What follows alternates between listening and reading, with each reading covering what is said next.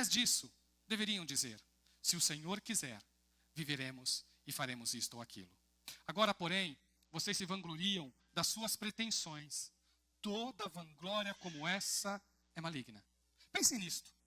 Pois, quem sabe o que deve fazer o bem e não faz, comete pecado. Vamos orar? Pai amado, louvamos ao Senhor nessa noite. Obrigado, Senhor. Continua conosco.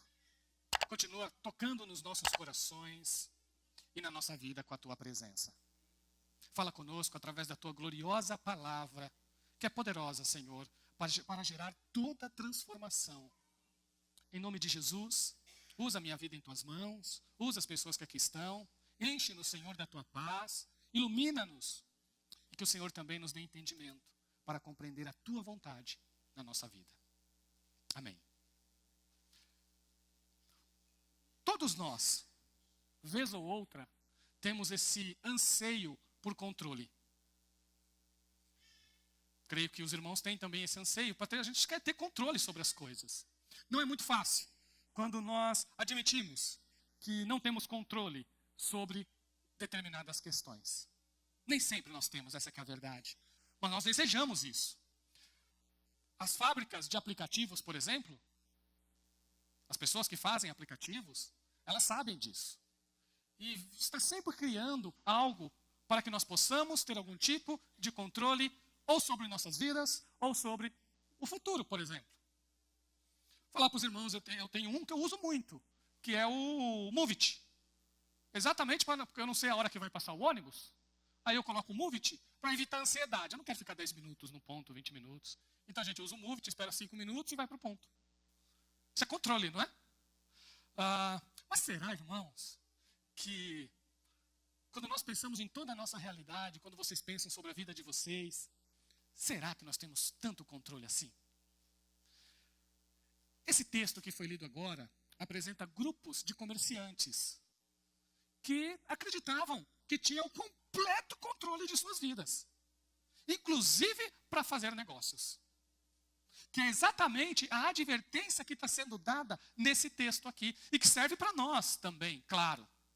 Mesmo que nós não sejamos comerciantes ou pessoas de negócios.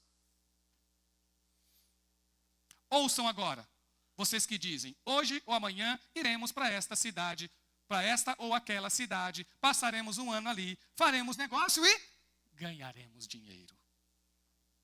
Olha o desejo dessas pessoas. Só que tem um porém aqui. Além deles desejarem, eles fizeram planos. Eles planejaram meticulosamente o que iria acontecer. Nós vamos fazer negócios.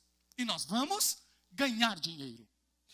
Estamos na primeira mensagem de 2026. E a primeira coisa que eu quero falar para vocês é o seguinte: não é errado fazer planejamento. Não é errado você procurar criar formas ou planos do que vai acontecer, por exemplo, no decorrer do ano. Tem pessoas que têm o desejo de abrir um negócio novo. E para que o negócio dê certo, ele precisa planejar. Quanto melhor o planejamento, mais a chance do negócio dar certo. Quanto planejamento mais falho, a chance de dar algum problema no meio do caminho é maior. Então o texto da palavra de Deus não condena o planejamento em si. Você pode planejar. O ano passado teve um curso aqui sobre finanças. E vocês que estudaram sabem a importância de planejar a realidade financeira. E pode fazer planos para aumentar essa condição financeira também. Você pode criar maneiras para isso. Isso não é errado, meus irmãos. Aliás, é sábio. Isso é sábio. Isso é sabedoria. Planejar negócios, planejar estudos, planejar trajetórias, projetos de vida. Hoje é uma matéria escolar, projeto de vida. Quase todas as escolas no Brasil têm essa matéria, projeto de vida. Principalmente no ensino médio. Então a própria sociedade percebeu que é importante planejar. É importante programar. É importante cuidar para que as coisas aconteçam de uma maneira mais previsível. Mas qual é o problema, por exemplo, desses comerciantes? Onde que está o problema aqui? Está no planejamento? Está no cuidado? Não. Olha o que eles falam. Ouçam agora, vocês que dizem, hoje ou amanhã iremos para esta ou aquela cidade, passaremos um ano ali, faremos negócio e ganharemos dinheiro. Eles estavam planejando sem levar em consideração a soberania, o cuidado e a providência de Deus. Eles estavam se achando autossuficientes. Se eu planejei, então vai dar certo. Se eu programei, então vai acontecer do jeito que eu programei. A palavra de Deus diz que isso é arrogância. Então o problema não está no planejamento. O problema está em colocar no planejamento todas as suas esperanças e toda a sua confiança. Ele não é um fim em si mesmo. Ele é simplesmente um caminho para se chegar a um objetivo. Planos podem mudar. Metas podem ser alteradas. Isso faz parte da sabedoria, de ser sábio.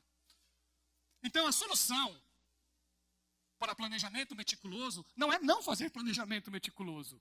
Não é invertendo que você resolve a questão, não. É acrescentando algo a mais, que é a vontade de Deus. Você não resolve as dificuldades do planejamento abrindo mão do planejamento. Você resolve colocando Deus na conta, levando em consideração a vontade de Deus para a sua vida. É assim. Olha a arrogância desses comerciantes, meus irmãos. Olha a arrogância deles. E é ilusório isso, viu? Porque, olha, eles planejaram tempo, hoje ou amanhã. Lugar, vamos para essa ou aquela cidade. A duração, vamos ficar ali um ano. E o resultado, vamos ganhar dinheiro.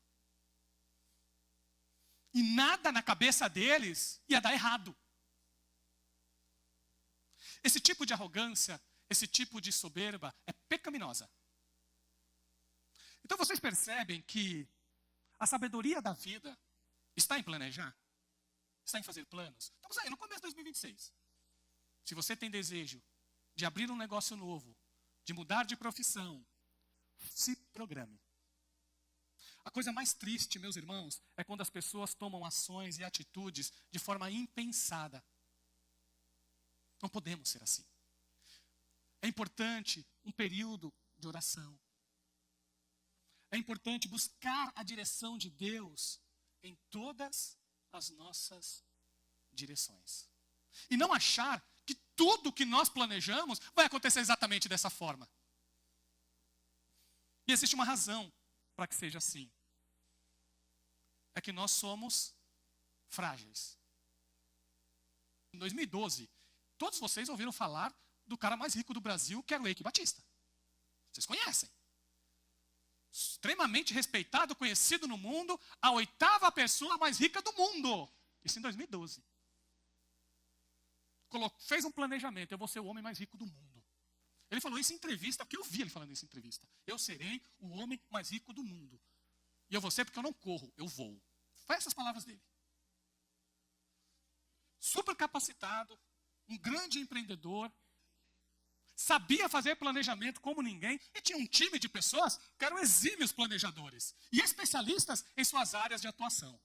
Ele mesmo citou isso, que ele tinha o melhor time do Brasil para fazer com que o negócio dele alavancasse e ele se tornasse a pessoa mais rica do mundo. Planejou com audácia, planejou com ambição, mas se esqueceu de algo maior, que ele não sabe o que acontece com ele nem no dia de amanhã. Ele perdeu tudo. E no final das contas, causou um prejuízo, cometeu crimes econômicos e teve como um dos seus destinos, acho que ele já está solto, mas ele ficou um período preso. Porque começou a oferecer para as pessoas um determinado produto que ele sabia que ele não iria alcançar. Isso é crime financeiro. E aí ele teve que pagar por causa disso. De homem mais rico do Brasil, hoje ele não é nem bilionário mais, não é nem de longe aquilo nem que ele sonhou, e nem o que era antes de sonhar. Olha o que diz a palavra de Deus sobre isso. Irmãos, toda certeza que não coloca Deus na conta é arrogância. Olha o que diz o versículo 14. Vocês nem sabem o que lhes acontecerá amanhã. E mais uma coisa, que é a sua vida? Vocês são como neblina que aparece por um tempo, por um pouco de tempo, e depois se dissipa. Fazemos planos tão exagerados que esquecemos de um detalhe. O amanhã nós não temos controle. Se você crê em Jesus, você sabe onde você estará daqui a 1000 anos. Se você crê em Jesus, você sabe. Mas você não sabe amanhã. Vocês entenderam? Se você ama Cristo de todo o seu coração, você sabe onde você vai passar a eternidade. Mas o amanhã você não sabe. Então, meus irmãos, nessa primeira parte do sermão, o que é importante para vocês guardarem é isso. Não tem problema nenhum planejar. Não tem problema nenhum se programar. Aliás, isso é saudável, isso é bom. Isso mostra que você tem sabedoria, que você é prudente, que você cuida das suas finanças, que você cuida do seu trabalho, que você cuida da sua família, que você cuida da sua vida. Então planeje sim, faça todo o seu planejamento. Estude e sonhe. Para ter um emprego melhor, para ter um emprego que ganha mais. Tudo isso é louvável. E a Bíblia nunca condenou isso. Então vocês devem ser assim. O que não pode acontecer é vocês se esquecerem que vocês não têm todo o controle. Que há um Deus maior e poderoso que pode mudar a tua trajetória. E que existe algo maior que os seus próprios planos, que é a vontade de Deus para a sua vida. Olha o que acontece. O que a palavra de Deus diz quando nós somos arrogantes, quando nós agimos de uma maneira que não leva em consideração Deus, onde Deus, ele pode até estar presente na nossa vida no culto. Mas quando nós saímos para fora da igreja, ele já não é tão relevante. Porque as decisões que nós tomamos no nosso dia a dia tem mais a ver com o nosso bel prazer, tem mais a ver com o suprir das nossas necessidades do que confiar que Deus é poderoso para supri-las. Do que confiar que Deus é poderoso para cuidar de nós em todas as nossas necessidades. E aqui, o servo do Senhor é bem contundente. Ele diz no 16 e no 17.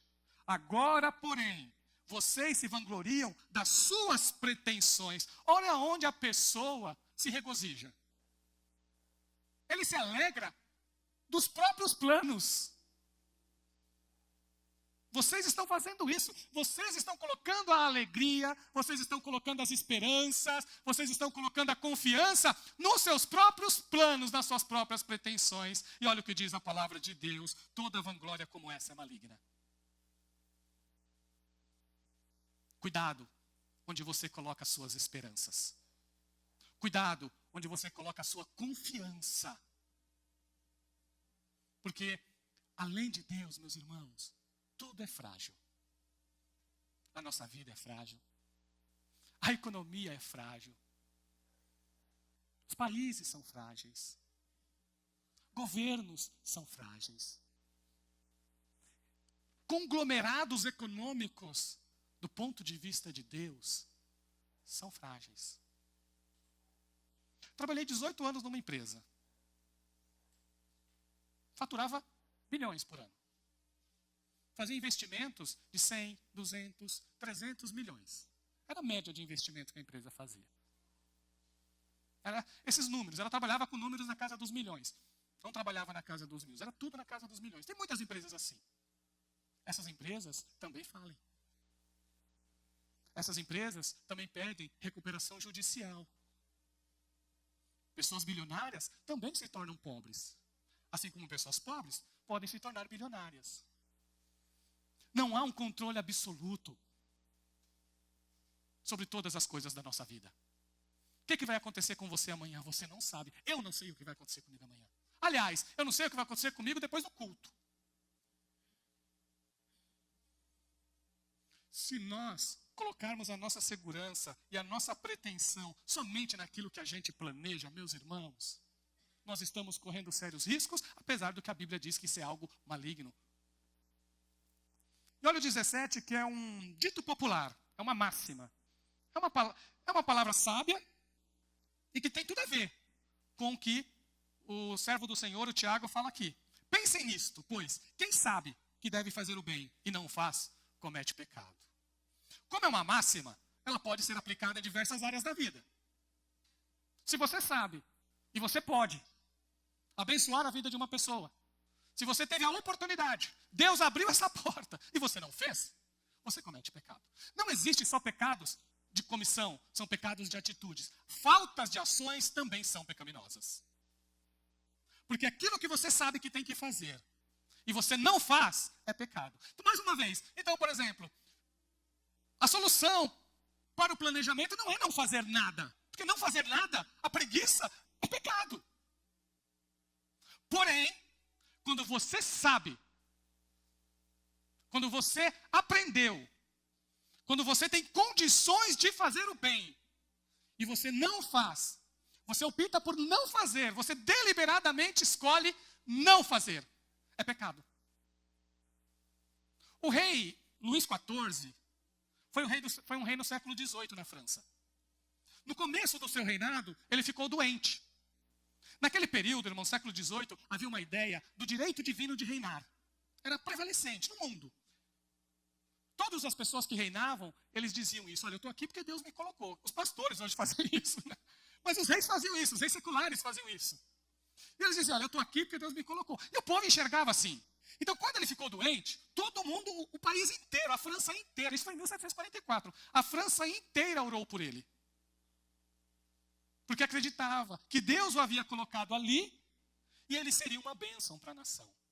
30 anos depois, 1744, ele volta a ficar doente e ninguém ora por ele. Ninguém se importava mais com a vida dele.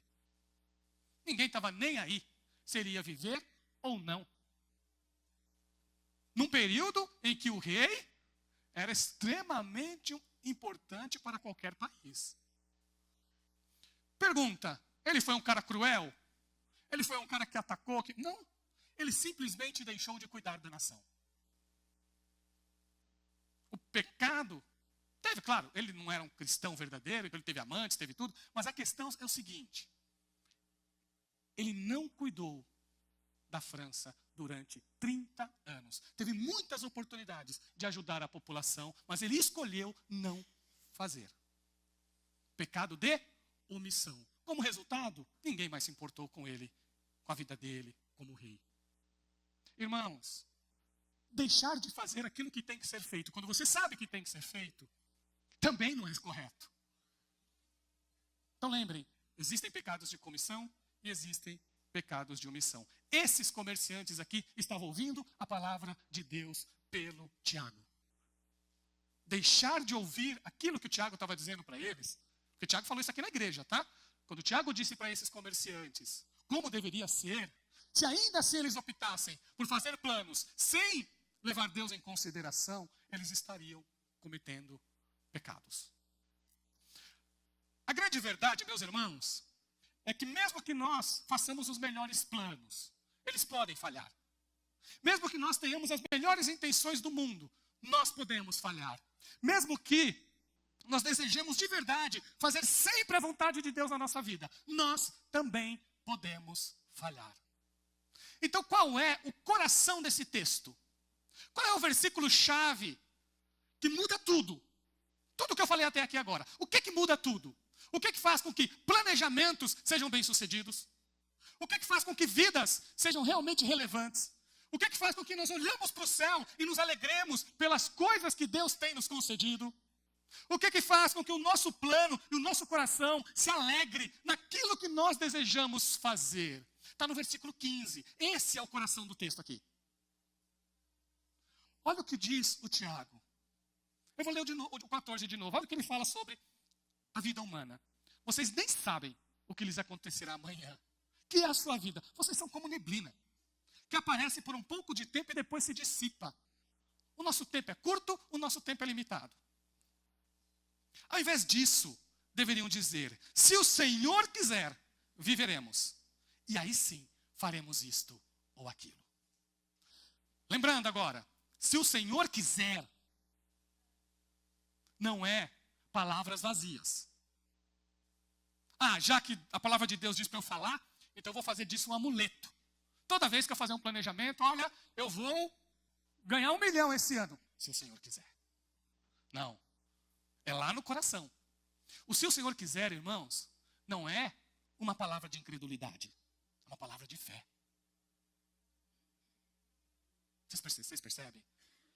Quando você fala de coração, quando você se submete a Cristo Jesus, quando Jesus passa a ser mais importante que tudo na sua vida, você diz, se o Senhor quiser, do fundo do seu coração.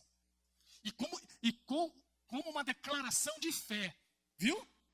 Como uma declaração de fé de quem crê, e não como um amuleto. Porque crente é cheio de amuleto. Está amarrado, o sangue de Jesus tem poder, e aí vai. É cheio de amuleto. Só que são palavras vazias. Quando ela sai do coração, quando ela retrata aquilo que você crê lá no fundo do seu coração, ela passa a ser uma declaração de fé. E é isso que honra a Jesus. É isso que honra a Deus. Então, se o Senhor quiser, não é dúvida e nem desconfiança. Se o Senhor quiser, é fé, é confiança e fidelidade. É quando você realmente crê que Deus é poderoso para cuidar de você e que a vontade dele prevalece sobre a sua. E você tem paz com isso. Isso é fé. Porque você crê que a tua vida é realmente uma neblina. Só que você sabe que se o Senhor quiser, você vive. Você percebe isso? Que a vontade de Deus é poderosa. Se Ele quiser, eu vivo. E se Ele quiser, aí sim, eu faço isto e eu faço aquilo. A vontade de Deus é maior. O plano de Deus é maior. O querer de Deus é maior para nós. Só é possível isso se você tiver Cristo reinando no seu coração. Porque Ele foi o único que fez a vontade de Deus de forma perfeita. Nós não conseguimos, meus irmãos. Nós precisamos nos agarrar em quem nos dá segurança. Quando Jesus estava lá no Getsêmani, sabendo da dor e da agonia que lhe esperava e que ele sabia que iria passar pelo cálice, ele iria sofrer a penalidade da pecaminosidade de toda a humanidade. Ele iria carregar para si o nosso pecado. Não o meu e o seu, o de nós todos. Ele orou. Ele falou, Pai, passa de mim esse cálice. Ou seja, é possível aliviar um pouquinho. Mas aí ele lembra, quem é maior? Mas seja feita a tua vontade. Tem um momento que ele fala isso na vida dele. Em João 6,38, ele diz exatamente isso. Pois eu desci dos céus, não para fazer a minha vontade, mas para fazer a vontade daquele que me enviou. Nós só conseguimos, você só consegue, meu irmão, realmente servir ao Senhor, dizer de verdade, se o Senhor quiser. E Ele quer muita coisa, viu? Muita coisa Ele quer. E você consegue dizer isso de todo o seu coração, se Jesus estiver lá. Porque Ele te dá essa segurança. Ele fortalece você. Ele te ajuda em todas as suas dificuldades. Ele é o teu Deus. A vontade perfeita é a de Cristo Jesus. Tem duas vontades de Deus. Que é bom falar isso para vocês. Que é bom vocês saberem. É claro, quando eu falo duas vontades, é no sentido de dizer assim. A gente percebe na Bíblia duas formas de entender essa vontade de Deus pelas Escrituras. Uma delas é a vontade soberana. Essa vontade soberana é quando o Isaías diz assim, olha, operando eu, quem impedirá? Essa vontade, ela é divina. Ela faz parte de Deus. E faz de Deus, Deus. Quando Deus quer fazer alguma coisa de forma soberana, nada impede. Por exemplo, o plano dele de salvação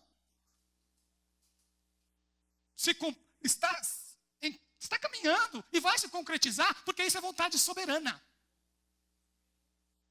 Deus tem um povo neste mundo, isso é vontade soberana. Isso ninguém mexe. Diabo nenhum tem poder de tirar isso da mão do nosso Deus. Agora tem a vontade, o nome que eu posso dizer seria a vontade moral. Ah, meus irmãos, essa daí a gente desobedece a todo momento. É ou não é? Olha o que Jesus disse assim, olha, lá na lei está escrito assim, não matarás. Porque tem gente que mata por aí. E Jesus fala assim, olha, mas se você odiar o seu irmão, você já está matando o seu irmão. Quem nunca sentiu um ódio na vida? Essa vontade de Deus, a gente desobedece, se deixar diariamente. A Bíblia diz assim, olha, tudo que é puro vocês pensem. Alguém aqui fica 24 horas pensando só em coisa pura? A Bíblia diz assim, olha, a minha vontade é que vocês sejam gratos por tudo. Quem nunca fez uma reclamação na vida? Essa é desobedecida. A vontade soberana, aquela que faz de Deus, Deus, essa não. Porque essa não depende de ser humano, é dele.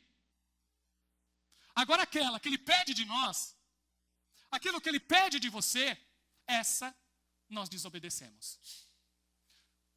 É aí que está a sua segurança em Jesus. É por isso que eu disse que se o Senhor quiser, só pode ser cumprido quando você tem Jesus na sua vida.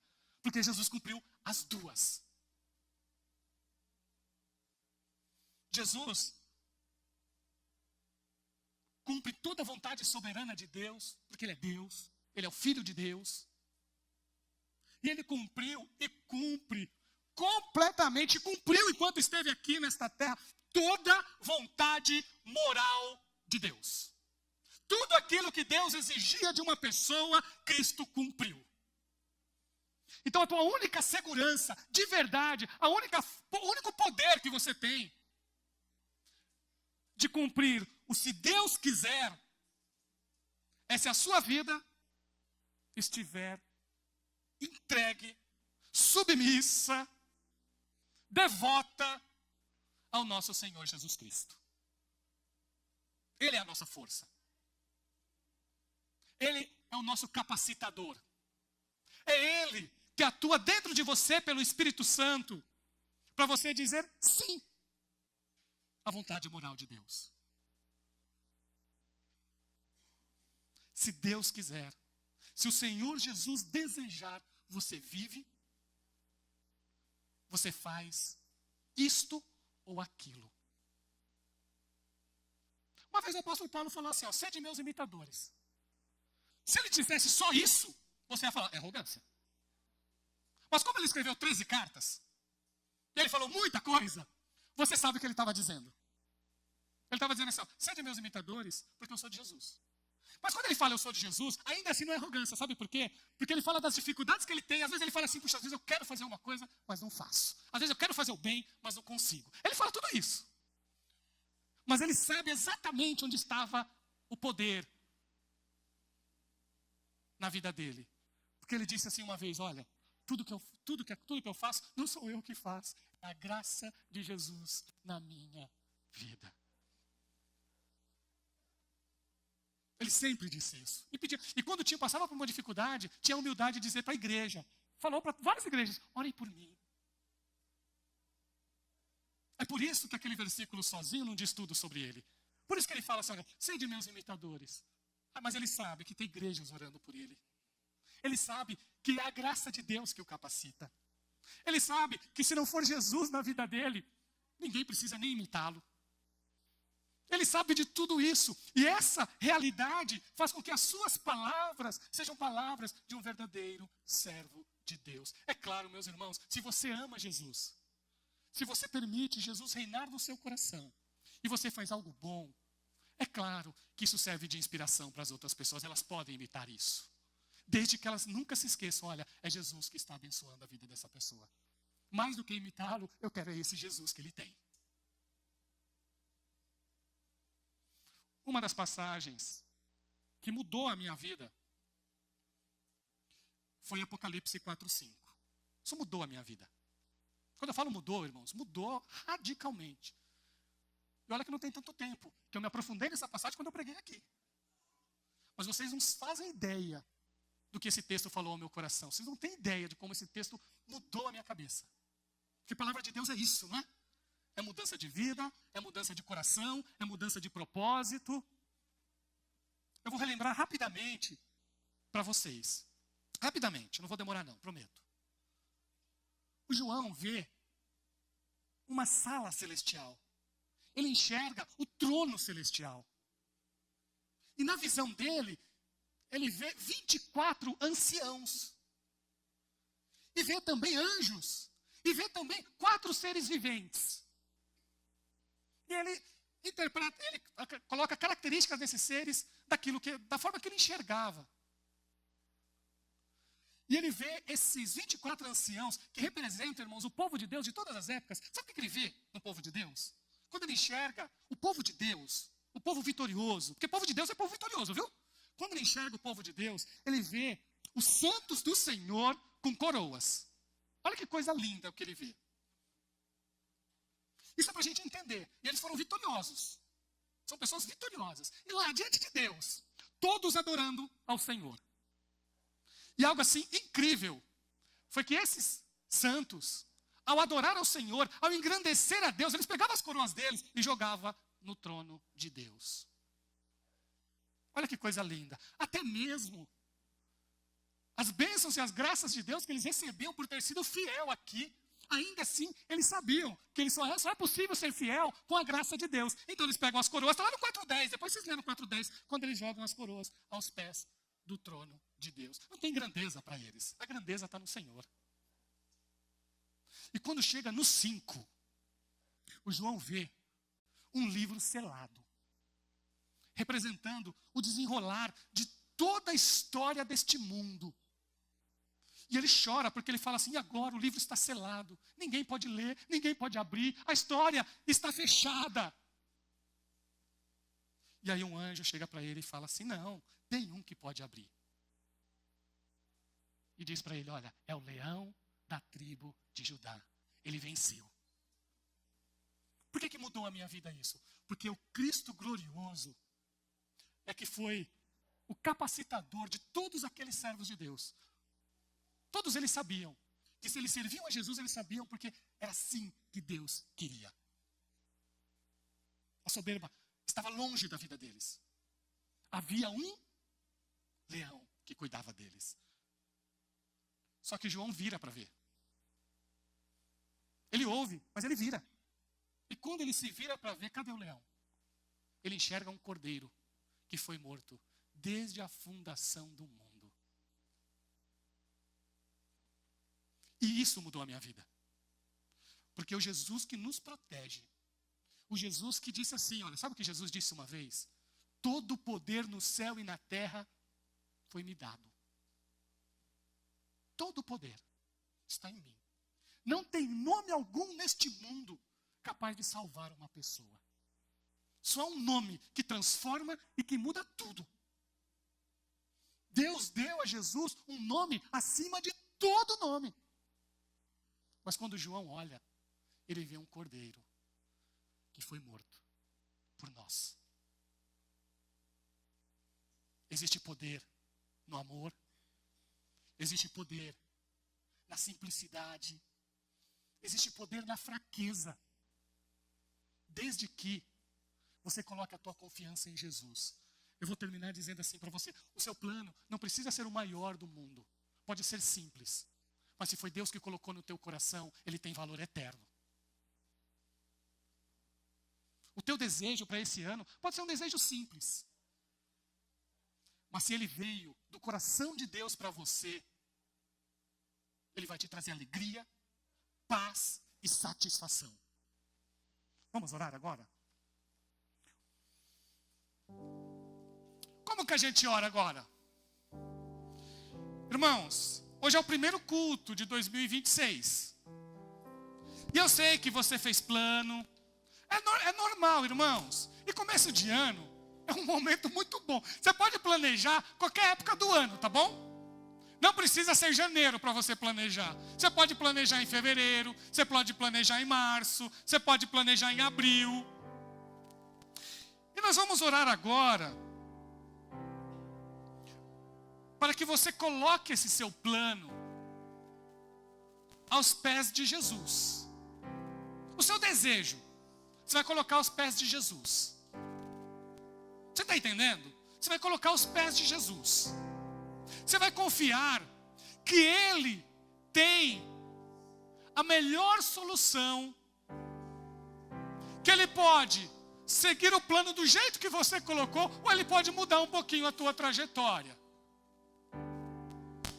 Mas você vai confiar, você vai crer, porque foi Ele que disse que nós não sabemos o dia de amanhã. Irmãos, eu realmente acredito que nem sempre eu sei pedir, viu? Eu acredito de verdade nisso. Tem hora que eu falo isso para Jesus: Senhor, olha, eu estou te pedindo isso, porque eu acho que é melhor para mim.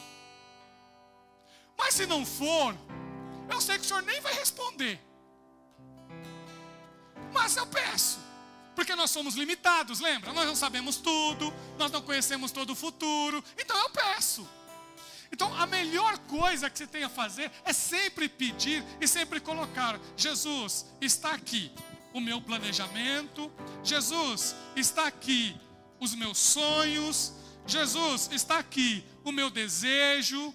Eu coloco primeiro a minha vida diante do Senhor. E claro, coloco também todo o meu planejamento nas tuas mãos. Vamos ficar em pé? Vamos orar nesse sentido? Ora aí do seu lugar. Porque o Deus que responde aqui, responde na galeria, responde aqui no todo lugar. Cristo está aqui em todos os lugares, meus irmãos. Então, se você orar com fé, aí do seu lugar, Deus é poderoso para responder conforme a vontade dEle. Pai amado, em nome de Jesus, nós te pedimos nesta noite, que o Senhor nos dê um coração humilde, nos dá uma mente, Senhor, sábia. Que o Senhor traga sobre os teus filhos e tuas filhas nesta noite humildade e muita sabedoria. Que o teu Espírito Santo fale aos corações das pessoas que aqui estão, para que elas venham a ter, Senhor, um 2026 pleno, Senhor, pleno de significados, de sentidos, de valores vindos do céu. Senhor, se alguém aqui planejou, Senhor, abrir um negócio em 2026, está nas tuas mãos, Senhor, o desejo do teu filho e da tua filha. Se alguém planejou, Senhor, algum projeto educacional, algum curso, o Senhor é Deus para orientar, para abençoar. E nós cremos, Senhor, que se o Senhor quiser, o Senhor vai abrir todas as portas. Então nós te pedimos, ó Pai, se alguém planejou nesta noite, Senhor, aqui no nosso meio, ter um aumento salarial, o Senhor é Deus para conceder essa vitória. O Senhor é Deus para cuidar dos teus filhos e das tuas filhas em todas as suas necessidades. Então, Senhor, eu coloco diante do Senhor a minha vida. Todos que estão aqui colocam diante do Senhor as suas vidas. Primeiro, Senhor, recebe a nós como teus filhos e filhas. Nos dá poder para vencer, Senhor, todo o pecado. Nos dá poder para ter sabedoria, que quando nós tivermos a oportunidade de fazer o bem, nós saibamos fazer esse bem e que o Senhor nos capacite a fazê-lo. Tu és o Deus, Senhor. Senhor, se algum coração aqui está angustiado, está triste, traga neste momento alívio e alegria. Alegria, Senhor. Se há alguma pessoa aqui, Senhor, sentindo as lutas que passou, traga vitória nesta noite. Vitória dos céus. Vitória dos céus. Quem estiver enfermo nesta noite, cura, Jesus. Cura. Porque esse daí só depende do Senhor. É a soberania de Deus que toca na enfermidade. É o poder de Deus que toca e arranca. E é o que nós te pedimos, Senhor, nesta noite, nesse primeiro domingo de janeiro de 2026, que o Senhor conceda muita bênção dos céus, muita graça para a vida dos teus filhos e das tuas filhas. E que, se o Senhor quiser, nós viveremos e faremos isto ou aquilo. Se o Senhor quiser, nós viveremos e faremos isto ou aquilo. Que a tua vontade prevaleça, Senhor, em nome de Jesus. Amém.